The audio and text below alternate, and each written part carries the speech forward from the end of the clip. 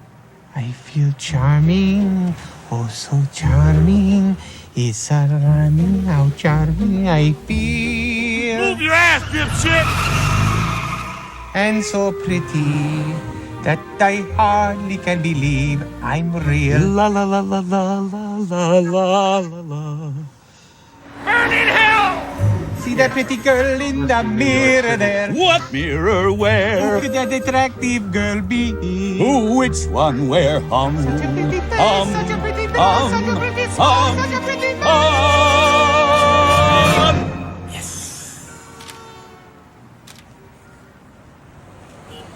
I feel stunning Feel stunning and entrancing. Feel like running and dancing for joy. For I'm loved by a pretty, wonderful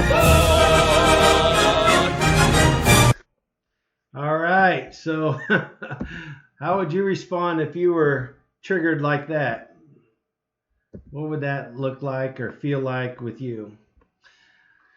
So we're talking about emotional hot buttons, emotional triggers, and I gotta ask, what do you do when you feel your buttons are pushed? Tracy, and I could tell everyone how you respond, but why don't you tell us how do you respond when your buttons are pushed, when you're triggered? What if I made a comment about, I don't know, your cooking? I'm quiet sometimes, but I have mean things that I'm thinking in my head. Speak up so they can hear you. So she said she's quiet sometimes, but she's not quiet in her mind. Mm-mm. There's many things going through my mind. Many things you want to say. I know if they came out, it would not be pretty. So, I mean, I'm serious. So why do you hold them back then? Because I know it's not a good thing to do. It's not a good thing to say, because I'll regret it later. Yeah, we don't try to deteriorate our relationship by calling each other names or cursing at each other or anything like that. That stuff is a thing of the past. Some of that's maturity, and some of it's just spiritual awareness. And I think most of it is just growing together and maturity and realizing that it's not going to do any good for the relationship. Mm-hmm. And you're just going to have to deal with it later.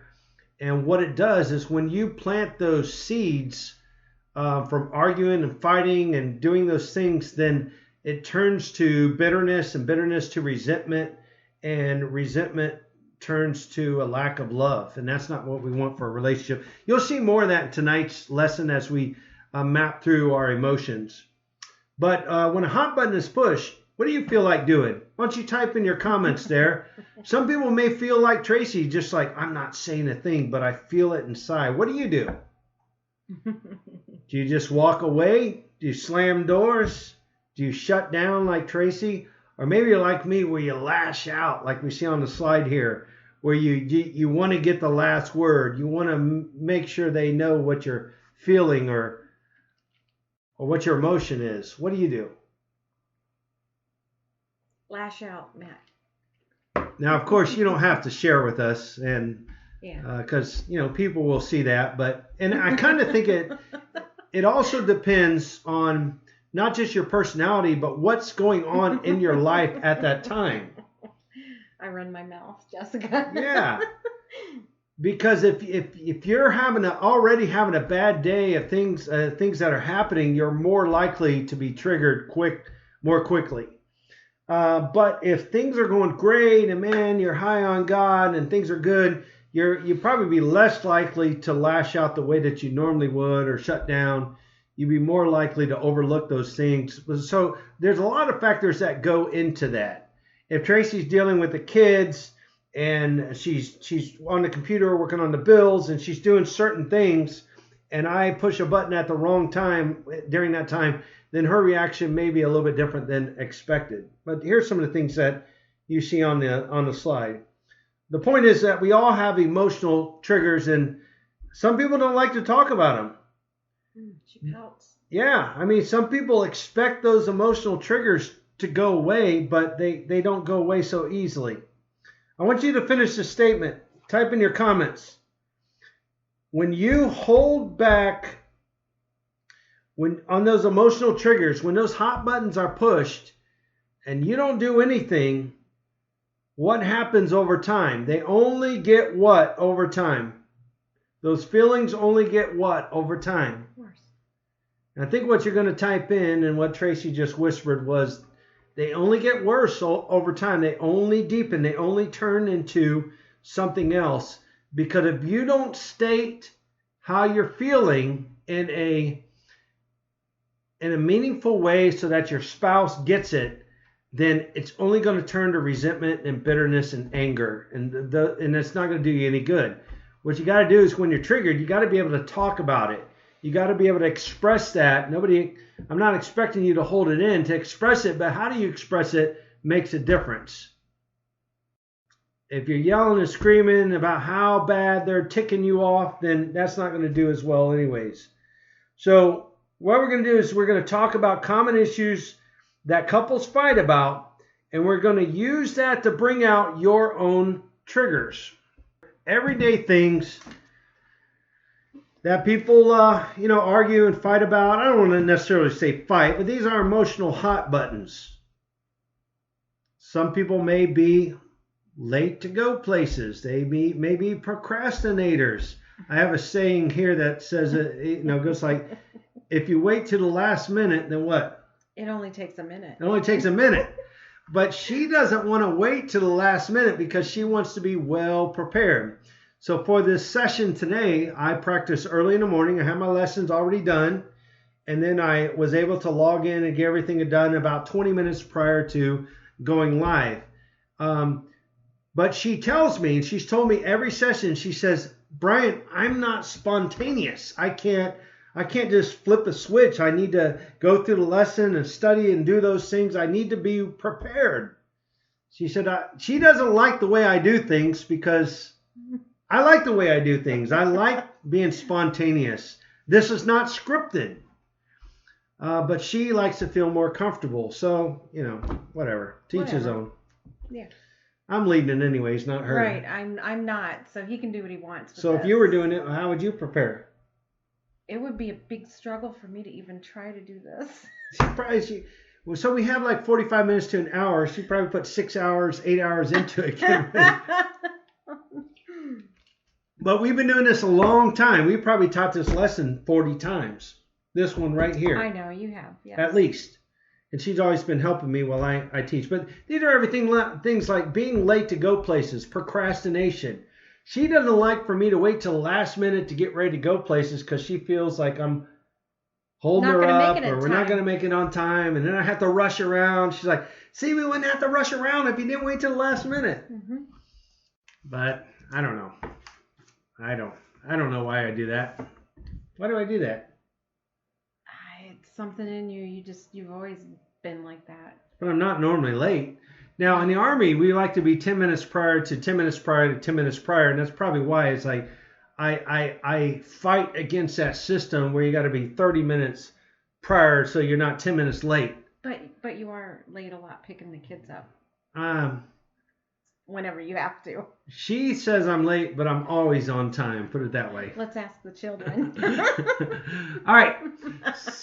And you can tell she's using number 2 is sarcasm. So sarcasm goes in. Sarcasm is a killer. And when we get to probably next week, I think we're going to go over the 10 most destructive habits that people have in their relationship. Sarcasm is one of them, and it is the mother killer. Because it's very subtle. It's behind the scenes. It digs, and it's funny at first, but then it's not funny over time. Or maybe you are triggered. Your hot button is pressed when you hear, honey, we need to talk. And you're like, oh, great. What does she want to talk about now? Laziness, broken promises. What are some of the other triggers that you have seen in relationships or you feel are hot buttons for you? Now, as you add these to the comments, I'd be careful about saying, well, these are my spouse's hot buttons. But what are some of the things that you personally experience? Your lack of planning doesn't cause my sense of urgency. Well, yeah, I've heard that, but I've heard some colorful metaphors in there too. Like, yeah. Your lack of planning doesn't what? It doesn't constitute an emergency on my part, and that is true. So before we have this exercise, I want you to think about Colossians chapter 3 and verse 12. And it talks about, first of all, holy and beloved, that we need to put on certain things. We need to take off the old, those things which are negative in our marriage, and we need to put on the new, which is in Christ. And the first thing he says is bowels of mercy. Bowels of mercy. This extends from the innermost parts of our bowels that are moved with deep affections and emotions. This is from deep within, a heartbroken, sick to your stomach feeling. These are merciful bowels. And then mercy. Mercy is not getting what we deserve. Think about that for a minute. We deserve not to be together, but mercy is love and affection. We could talk about grace at another time. And then kindness, putting on kindness, putting on humbleness of mind, willingness to take second place and not be first place.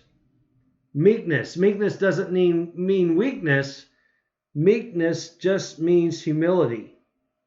And it's the opposite of being explosive. And then long suffering. Taking the time to have endurance and toleration and patience. Let's go into a practical exercise.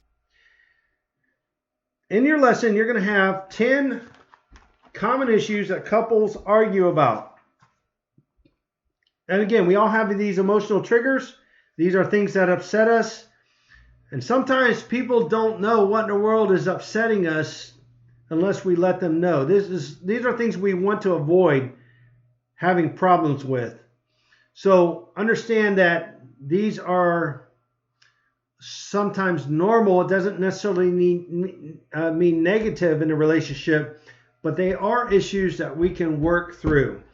So I want you to look at the screen or use your lesson books as I have right here and as you have sent in your emails, and go ahead and together mark those things which you find problemsome in your relationship. Now understand these are broad categories, but mark the ones that jump out at you. First of all, the whole sex issue. I don't know that couples talk about this enough. In my personal counseling, I found it beneficial in the latter years of my counseling to ask couples within the first or second counseling session about their intimacy, because the intimacy really speaks to how close they are in communication, how close they are in love. You know, couples that just aren't intimate, it shows that there's something deeper that's going on. Intimacy is what brings you together. Now, sex can be an incredible trigger for couples. One spouse almost always wants sex more than the other. We won't say who in the relationship. Some of it could be age, some of it could be personality, some of it could become, hormones, testosterone, all those things. Tracy, she laughs. She's like, I'm going to be that old man in a nursing home chasing the ladies around in my little wheelchair or walker, but she's done passed. And I said, no, nobody could ever replace you. Mm-hmm. But it's inevitable. In every relationship, there's usually one that wants it more than the other. And one spouse, now on the high-end scale, one spouse can feel like they're always pursuing, and the other spouse feels like they're constantly trying to fend off an attack from the other person that always wants it. But it could be your rhythms that you're going through biologically, and your hormones, your age, your changes in your body, all that kind of stuff. Listen, if it presents such a problem for the other spouse, the best thing to do is just go see a doctor and talk about it. Say, doctor, I'm having this issue. I don't know what's going on, and then they'll help you out the best way they can. There's other sex-related fights that include one person feeling like they're doing all the work in the relationship. They're always on the giving end, and one spouse feels like they may feel like their spouse isn't doing enough to support their needs. You may have a spouse, God forbid that you have a spouse that's addicted to pornography. That is a huge dilemma in marriages that I have counseled with and faced, and it is a deteriorator of relationships. Pornography is a multi-billion-dollar industry that targets men. And the lessons go all the way back to the beginning, where God made woman in such a way, with all the bumps and the curves and all the right places, that we as men are attracted to them. We are attracted by what we see and what we can conquer.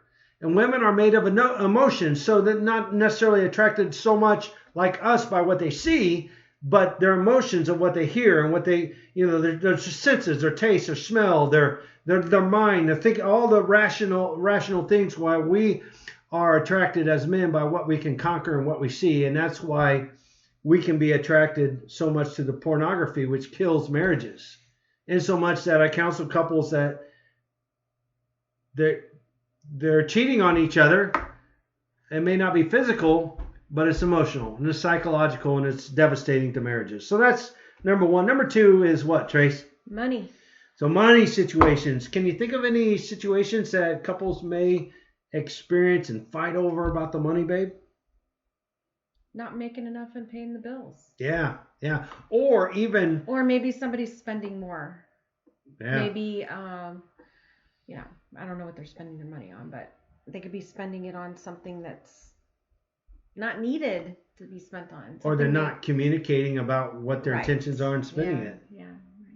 Now Tracy, if she wanted to leave me today, she'd drain me dry. I don't even have a clue how much is in the bank account, because she is so good at that. Probably do that. But she will tell me, she's like, hey, wow, you're really spending a lot of money recently. I will tell him. Or she'll like, I need your receipts, or so on the big things. It's most wise to communicate with each other about your intentions, and preferably beforehand. Now, I was guilty Sunday. I went to the store and I had good intentions to, I don't know, what did I go to the store for? I went to the store for something.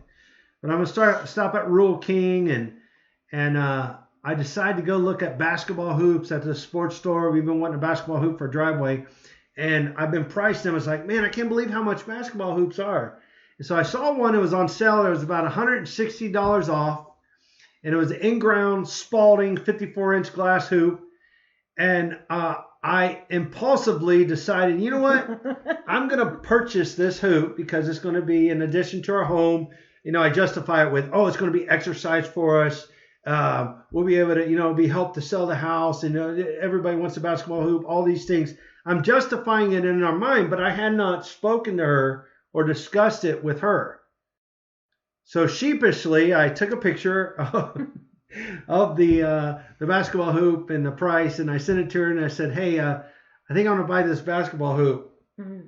And a few minutes later, I got a long, lengthy text from her, and it said, okay. But I could tell it, I can't read her mind, but I forget what you said, or I said. She just said, okay, like, all right, what's he buying now? And I joked with her later. I said, I'm going to use the stimulus check too. I keep telling him his stimulus check is yeah, we've done almost gone. Stimulus because we had a $750 car bill from the shop. And listen, the point is that money can be a big, big issue. It can be such an issue that both couples are working at the same time. One's putting in more hours than the other. It could trigger other things such as taking care of the children, or the chores that have to be done, all the different things. It can be disastrous. So just be careful. And it's really bad if you're from combined families with combined income and combined debt. How you create budgets, how you manage money, how you get out of debt. All those things are things to discuss. And it could be a lot of work, a lot of problems. The third one is what, Trace? Children. Yeah, and I hit on that a little bit. Children can be a source of problems even before they're born. And it's not the children. It's just how you're going to deal with the children. Some couples argue about whether they're going to have children or not have children. Some people, one person wants to have children now, and the other person doesn't. One may want 5 children. The other person says, no, we only want 1. Life can get complicated when you have children. And after you have children, how you raise them, how you nurture them, how you discipline them, all can be a source of contention, how you treat them. Now you throw in combined families, and you're just stacking the deck even more. It's just more and more stress, more and more hot buttons to press. So be careful about that, and I'm sure that you're nodding your head, understanding it can be an issue. The next one is what, Trace? Quality time. What do we mean when we say, because we could have just put time in there, but what does it mean when we say quality time? Really actually spending time with the person. Mm-hmm. And not doing it. And it's not just like, well, I'm going fishing, so she's going to hang out with me. It's more of spending that time together where you're connecting together. Yes. Being together. And again, none of this is rehearsed. We're just talking about life and talking through it. You may argue if you feel like your spouse is prioritizing alone time or spending time with you, or maybe they're spending more time on a bass boat or a deer stand or at the grocery store or at the shopping mall, where you want to connect, especially if this is one of your love languages, one of the 5, and you need that quality time. You may get time, but it's not quality time. It may not be enough. The kids are hanging off your arms. You got dishes that need done. It's just not the quality time that you need. This is a big one. And then number 6, of course, is where we got? 5. Quality time. Oh, we got romance. Okay. Romance. Oh, this is a big one. This is an important one. And this is something that we no matter how many years you've been married, you really need to keep check on this. And I can't even tell you what romance looks like.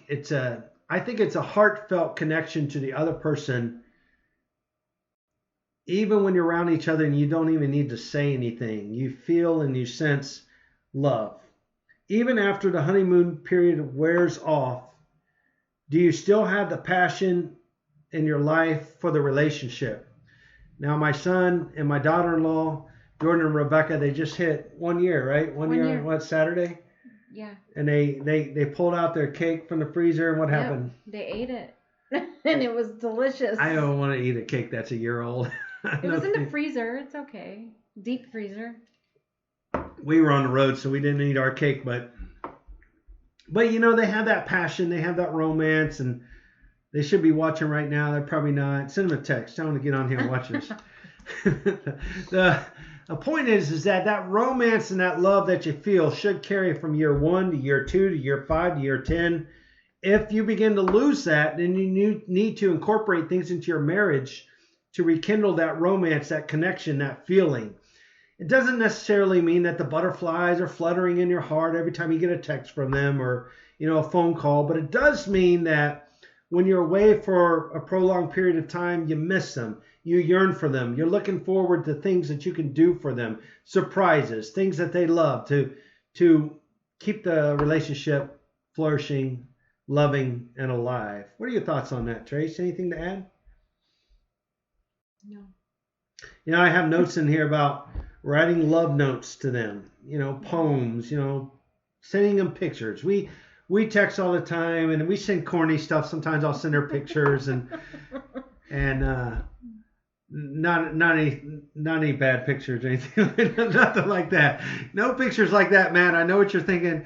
Well, maybe sometimes, but see, that's just the thing. You got to do things to keep the love alive, and you find out what each other likes, and you have fun with each other. You do those things. All right, babe, what's the next one? Chores. Oh, talk about chores. What does that mean? This can be a hot topic? No way. Yeah, it could be. How? How could chores be a hot topic? If you don't go out and cut the grass and I have to be doing it. Well, first of all, don't you think it helps? With premarital counseling, one of the things I do is I have a list of expectations, and they both do it separately, and they have to define what they think the other person is supposed to be responsible for. And then when you compare them, you realize they don't even have an idea of their expectations. He's like, well, I thought it's her car. She should be changing the oil in her car. She's like, no, you're the man of the house. You should be changing the oil. Well, you're home all day. Why can't you cut the grass? Well, why don't you do the dishes? Why don't you take out the trash? All these different things. Well, how come you don't do the laundry? So there should be an expectation of who's doing what and how much is supposed to be done. if you come to a point in your relationship where you have you work together so much that you do those things together, that's even better. We have pretty much defined roles in our relationship. Yeah, we have. And I think it's just because maybe how we grew up too. Yep, our influence of how we grew up. Yeah. Male, female, man in the house, woman, caretaker, those kind of things that kind of fell into roles. But then with me being gone during the day, or you being deployed, she picks up a lot of the pace. I have to make sure the oil's changed. I have to mow the grass, or I make my boys do it. And then a lot of those things is not necessarily her doing it; it's her making sure that it's done. Yeah. And then when I'm around, I'll pick up. Like she was gone for last weekend, so I'm doing like 6 loads of laundry, and to me that's a lot. She's like, "You mean Isaac?" No, I did some this week. You actually did? Yeah, I actually did wow. a lot. Remember, I called you and I told you we needed more detergent. And I told we needed you backups. I already had backup, yes. So yeah, so we do have our distinguished roles, but they can blend. If you're fighting about that, it's just because I think that you lose the giving spirit. You lose the ability to support the other person and to give them a break. I remember early on, I would put the kids to bed, or I would do things to free her up so she can have her alone time and take her bath and have her quiet time, those kind of things. The kids a bath. Yep. So what do you do to free each other up for your, in your chores, so you can have that quality time? And chores are a big one. Moving on to number 7, Trace. Pet peeves. Oh, man. These are these tiny things that Tracy does to annoy me, or that spouses do to annoy each other. Just like that. That was a tiny thing I did to annoy her, and she's laughing now. But I can laugh at that because I know you're teasing. But if I did it over and over and over again, after a while, it wouldn't be fun anymore. Now, when we first started dating, when we as couples, when we all began to first start dating, there were things about us that weren't such a big deal. And sometimes they were even cute. But after a while, man, the very things that we overlooked became the things that we can't stand. And it can be something as simple as nail biting. What else could it be? Some of the pet peeves. Go ahead and list them away there on the keyboards to my couples, and let me know what you see as your pet peeves. Or those annoying things that just dig at you. It could be, I watched myself in a video on our first video, and I was moving my leg in my chair, and you can see my head bobbing like it is now. And I was like, oh, that is so annoying to me myself. I'm watching it. But it could be burping out loud, just being gross. Just, burping, body language, all that kind of stuff. Could be snoring. I have if I sleep a certain way, I'll snore, and she'll hit me, so I'll turn over. Could be that. It could be as simple as leaving the toilet seat up when I want her to put it down. Mm-hmm. Yeah. So if I'm going to put the toilet seat down, then you have to at least put the lid down. Because I've trained myself to put the toilet seat up all the way and put the toilet both of them down. So if I've got to put the toilet seat up and down, then you can at least close the lid. So that's, you know what? Fair is fair. That's a pet peeve of mine. Or here's one that gets me. And I tackle my kids on this. Leaving your dirty clothes on the floor. What do you think, Chase? Oh, yeah, that bothers me.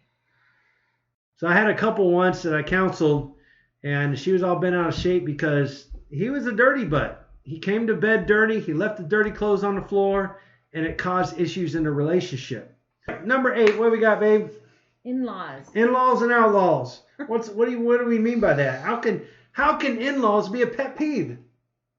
Mine aren't. Your in-laws aren't. How do you know? Let me answer that question. Elaine, are you looking? Are you watching, please? No, you're not a pet peeve at all. In-laws can be a source of friction. And here's how it works. If you fail to cut the umbilical cord to your parents or your close-knit family, when you marry somebody else, then that is going to keep pulling you back throughout your marriage. So when you hit friction points and when you hit hard times and when enough of these hot buttons are pressed, instead of going to the one you married and working those out, you'll be more likely to be pulled back by the umbilical cord to your family and discuss with them. And so now here's the danger in it. I'm discussing with my family all the things that she's doing. And she's discussing with her family and her sisters and all that, all the things that I'm doing to her. And it paints a bad picture towards one another. And what's really dangerous is if you have family members and friends that are not supportive of working on a relationship, or they've been through multiple divorces, and what could come up is like, you know what, you just need to leave him. You just need to leave her. Don't even work on that. You know, they're no good. And then it starts subtracting the very thing we're supposed to be working on. So that's one way that family can be involved, and I use in-laws. But you got to be careful. And what's really bad is if the in-laws, if they don't realize their boundaries either, and then they overexert themselves into your relationship, and they try to tell you how to live and how to manage your kids and your finances, that can be dangerous. I'm thankful for my in-laws who never did that to us. They recognize Tracy and Brian, they're their own unit. They've come together as one flesh in matrimony, and they've got to figure it out. We'll give them advice if we need to. We'll help them out when we need to, but we're not going to inject into a relationship how they should treat each other, how they should love each other, how they should raise their kids, because we have poured into them from the time they were children. So now they've got to jump out of the nest and fly on their own. Any input, Trace? I got some input. Oh, for in-laws? Yeah, for you or what people are talking about here. I have some for pet peeves. I have funny comments. Oh, we missed them. Let's finish up with the in-laws, and then we'll go back to pet peeves. Okay. Any input on in-laws and how? No, I've just heard instances where in-laws will come and live with the couple, and they have really big problems, and that can cause issues between the couple. We've heard many stories on that. Well, we talked to a lot of people who's, you have to support your family at one time, and sometimes when an in-law now lives with you, it just creates more issues. We talked about supporting our family in the future, and if we have the opportunity in the future to do that, and one has to live with us, man, it'd be best just to have, like, what do we call them, a mother-in-law suite, or quarters, guest separate quarters, or something that's with us but still separated from us.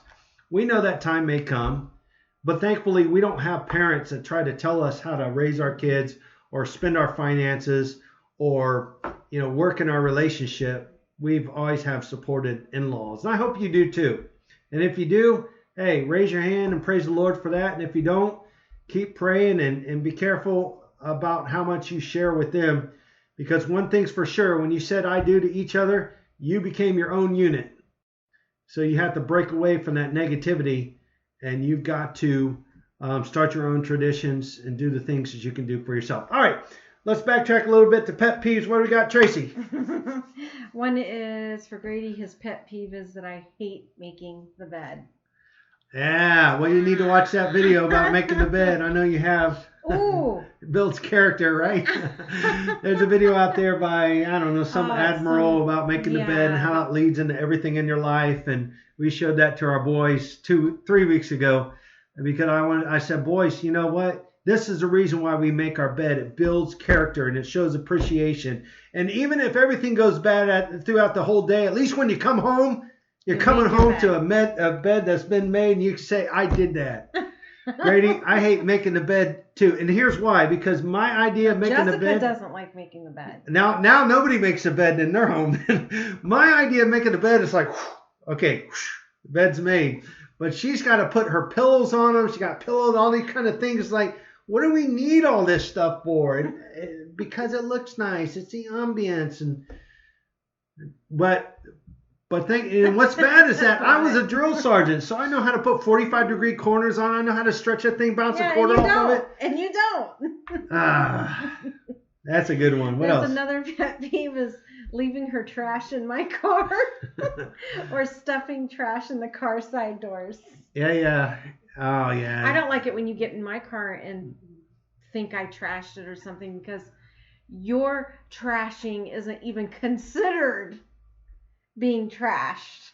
Well, because I clean up after myself. Because you could really, really trash a car, and I am not trashy in my car. Okay, first of all, let me just say, this is not in the notes, but research shows that when you look at a person's car, it is a direct reflection of their character. Now, I don't know if this is true or not, but it shows that if you have a messy car, then it's almost like symbolic of there's too many things going on in your life. There's too many things, and you need to clean up your life and, put stuff in order and those kind of things. But I don't know how true that is. I don't know if you can have a clean car and a messy home, or have a messy car and a clean home. I really don't know, but I do know that you don't like it. I don't like clutter. Now, I'll get like right now my Jeep has mud on it because it's a Jeep. But I can't keep it like that for long. I got to clean it. I got to put stuff away. I've got to clean out the inside, shake out the mats. I can't do that for long. But anyways, that's pet peeve. Anything else? All right, we could talk about stealing covers in bed. She got on me for that last night, or whatever it might be. Pet peeves. All right, next one, number 9 is jealousy. Jealousy. Now, no one likes to own up to jealousy. It's a bad deal. And sometimes we have a reason for feeling jealous. Like the fact that your spouse is really close to a friend of the opposite sex. That can be true. Or, you may be jealous because they're friends of the opposite sex and they've had issues with the opposite sex in the past. Now, Tracy, I have a lot of Facebook friends. Mm-hmm. And she sees my Facebook friends, and once in a while she'll say, well, what are you commenting on her post for? I don't even know who it is. Like, how do you know her? I was like, I have to look through and say. The fact is, he doesn't know them, and he still comments or likes. I'm trying to establish good relationships with people. Whatever. I am a public figure in my own mind, okay? Yes, exactly. So, no, I have a lot of friends that I got to think through how we connected. Like, people know me that I may not necessarily not know them. She's like, well, how do you know her? It's like, I don't know. Let me see who our friends are so we can figure this out. So, I'm like, are you getting jealous? And what do you say? No, I'm just watching. She's just being cautious. Now, could it be a hot button, though? Could that be a hot button for you now that we're talking about it? Oh, yeah. Based upon things from the past. Oh, yeah. Based upon things when I wasn't living for God and I wasn't, necessarily doing right by her. I could have been talking to some other woman, or I could have, been friends, and that could set off triggers for her now for something that's been 20 years ago. Right. That is what we're dealing with. You're going to see how that fits into our mapping our triggers in just a moment. Okay, last one is what, Trace? Timing. Now, arguments may arise when deciding when to buy a house, when to purchase a new vehicle, when to have children, how much money to spend. There's too many ways to list on the timing. But people fight about, is the timing right? And you may not agree upon that, but it's something that couples argue about. Okay, now in all this, I want you to remember at the bottom of your lesson page number 4, compassion. Remember with compassion that your spouse may be already worried about what you will think. And this alone can result in your spouse putting up their defenses. But keep in mind, that defenses mean your spouse is worried. So don't match defense with defense. Try compassion instead to bring your relationship to a greater sense of safety. What we've learned is that we can't fight fire with fire. We're not supposed to fight defense with defense. It doesn't help us in a relationship. We have to be flexible. Now, as we go through this mapping triggers in just a moment, I want to remind you one more time that you may feel triggered when somebody mentions a trigger, but don't let that trigger you to be triggered. I hope that makes perfectly sense. Don't feel triggered for the exercise we're about to produce. And if you're just joining us, please submit your email so we can send you the lesson. All right, let's watch this video about being triggered or hot buttons pushed. I'm only human, Harry! Anybody can make a mistake. Come on, on! Stop being a baby! So we backtracked a tad. A tad? A tad, Lloyd? You drove almost a sixth of the way across the country in the wrong direction! Now we don't have enough money to get to Aspen. We don't have enough money to get home. We don't have enough money to eat. We don't have enough money to sleep. Well, it's not going to do us any good to sit here whining about it. We're in a hole. We're just going to have to dig ourselves out. Okay, all right, you're right. You're absolutely right, Lloyd. Where are you going? Home. I'm walking home. Oh, well, pardon me, Mr. Perfect. I guess I forgot that you never ever make a mistake.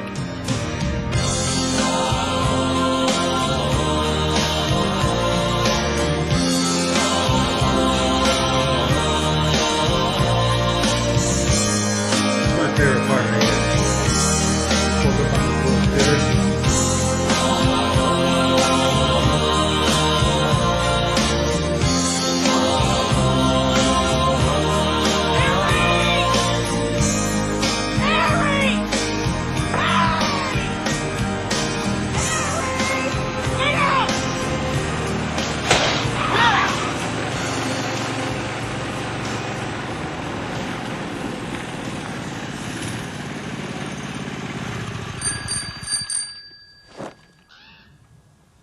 Got room for one more if you still want to go to Aspen. Where did you find that? It's pretty Some kid back in town traded the van for it, straight up. I can get 70 miles to the gallon on this hog.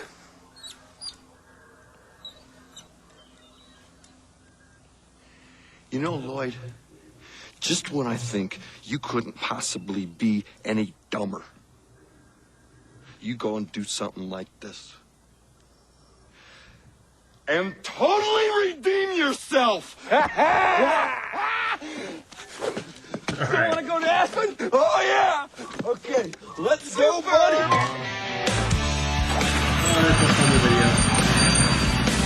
west! Go west! So this is absolutely one of my favorite lessons here as we wrap up how to manage these triggers, because they're going to happen.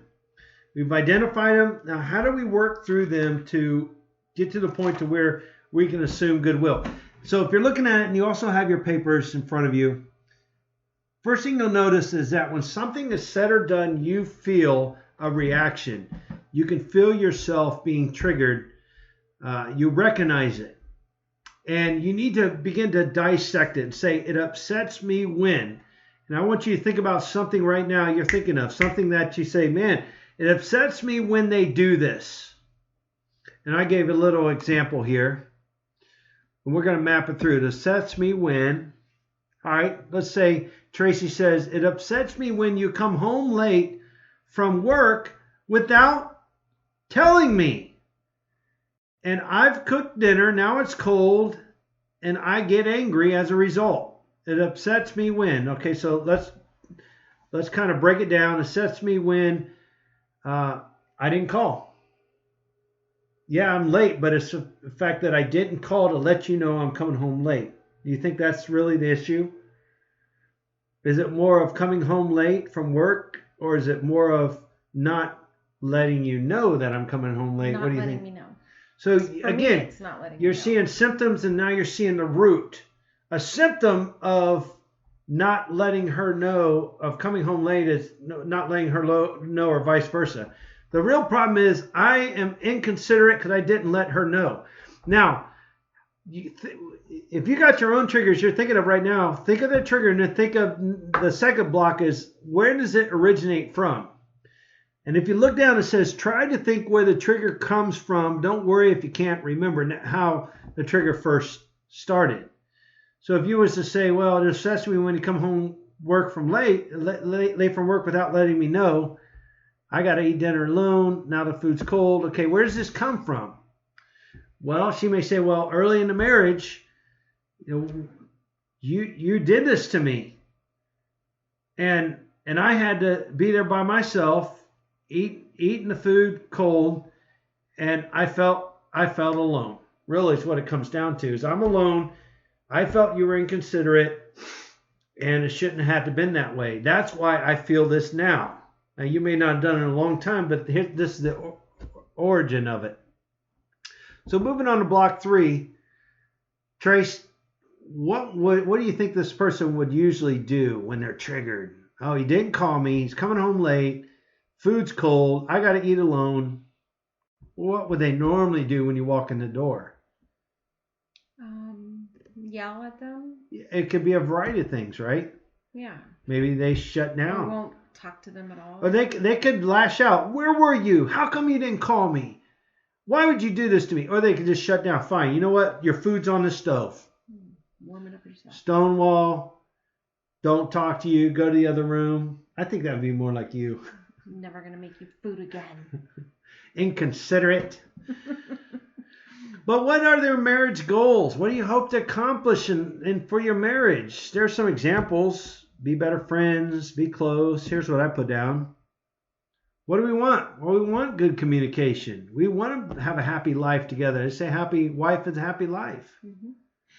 So if you do what you normally do, shut down, cold shoulder, stonewall, pout, go to the other room, is that behavior going to accomplish good communication, happy life together? No. Well, it's not. But you could say, well, you know what? They should have communicated with me. Right. I got it. They should have, and we'll get to that. But we can't get to how they're dealing with things until you learn how to manage your trigger. I cannot get to our problems until I first control myself and manage my triggers of how I'm feeling about her. Are there things that she may need to correct if this situation was ours? Yes. But first I have to control my emotions and my triggers before we can address hers. So if I shut down or I have a cold shoulder or a stonewall, it's not gonna help our relationship. I've got to have good communication. So if I were assuming goodwill, the best possible reason why things are going bad, we talked about that in one of the earlier lessons. Then how should I think? What would be some of the positive things I could think of why they didn't call me and why they came home late? What do you think, Trace? Oh, well, they were in a meeting. They were on the phone with somebody else. They were on a Yeah. You were in a meeting. You couldn't call anyway. So she's assuming goodwill. She's trying to think of the best reasons. Yeah. What does a trigger make you want to think, though? What does a trigger want to make you think negatively about why he didn't call and why he was late? He doesn't have his phone. He doesn't care about coming home. Inconsiderate. And worst case scenario is that, oh, maybe he's seeing somebody else, or maybe, something's going on. That's a worst case scenario. But you can see that assuming goodwill is very, very important in this. And here's your block. I just press the button so you can see it.